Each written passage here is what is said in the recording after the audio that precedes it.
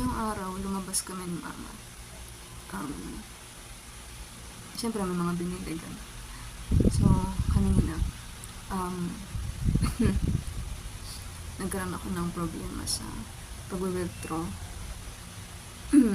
Parang nakailang ATM ako na napuntahan para mag-withdraw. At ayun, nakaka-encounter ako ng error.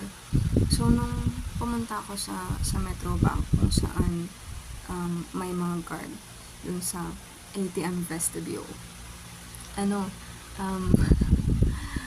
nung paulit-ulit yung error, sabi ko kay sir ng card, sir, pwede po bang humingi ng tulong? Kasi nag-a-appear po tong error kapag nilalagay ko yung card. Tapos, ang ginawa ni Kuya card, kinuha niya yung ATM card, and then pinunasan niya yung chip ng ATM. Tapos from there, pinasok niya yung ATM card, saka gumana yung card. Nakapag-withdraw ako, ganun. Nakapag-withdraw ako. Tapos, bukod dun, nag-grocery din kami ni mama. So, ayun, grocery. Tapos, meron kasi akong kailangang bilhin na nakasashay yung product na yun. At kailangan ko ng 5 pieces lang, 5 piraso lang. Diba, kapag nakasashay yung isang buong strand, nandun sa isang 5 lang yung kailangan ko sana. So, may card ulit dun. 5 lang yung kailangan ko sa sashays. Tapos, sabi ko, sir, may pwede po bang gupitan ito? May gunting po bang anywhere?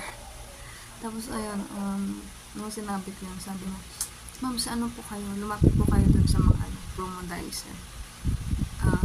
Sabihin niya po, para hindi mabuksan, matapon, mapunit yung item. So, ayun, parang he read my mind. So, thank you, kuya. Tapos, ayun, lumapit ako kay kuyang promodizer na pinakamalaki. And then, ayun, sabi, ma'am, ilan po ba yung kailangan niya? Tapos, tinulungan na. It was a miracle na humingi ako ng tulong. Sa totoo lang. For those two instances. Usually, kapag ayaw, hayaan ko na lang ganun. Okay, ganun. Parang, sayang naman. Ganun ako usually. Pero this time, ngayon ko lang na-realize na, parang, I asked for help. Tapos parang, feeling ko, ang feminine nung ginawa ko yun. At, sabi ko, parang pinag-pray ko yan sa Lord. Parang these past, parang naalala ko may ganun akong sinabi sa Lord. Sabi ko, tapos ngayon, binuklat ko tong devotion notebook ko. Kahapon lang yung devotion ko.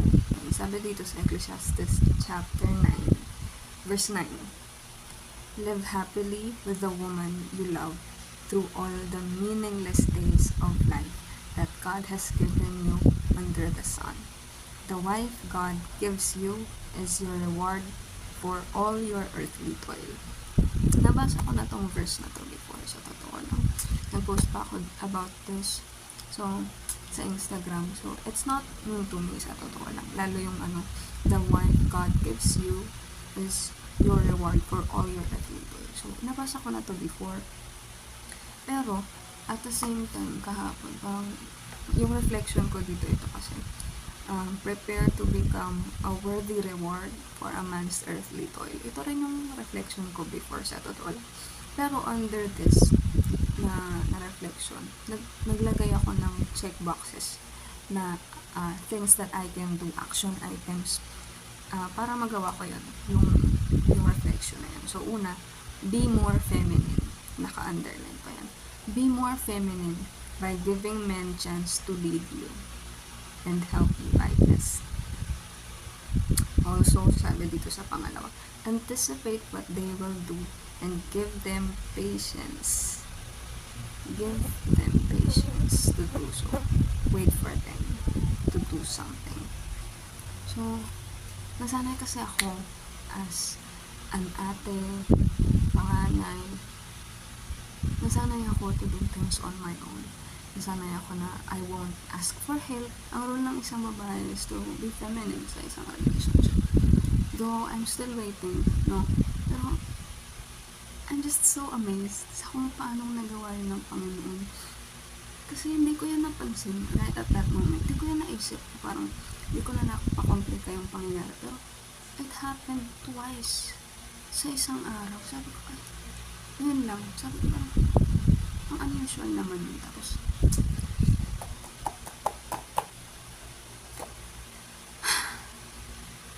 grabe. Yun lang. Grabe. So, dapat isang comment lang to doon sa post ng Revival, a call to demonstrate signs, wonders, and miracles. Dapat i-comment pa lang to. Pero kasi, it's just so amazing.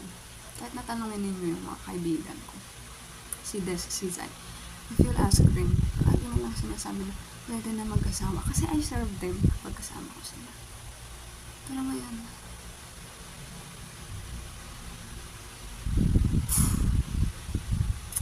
amazing ka. Ang galing. Anyway. Ayun, yun lang naman yung gusto kong isa.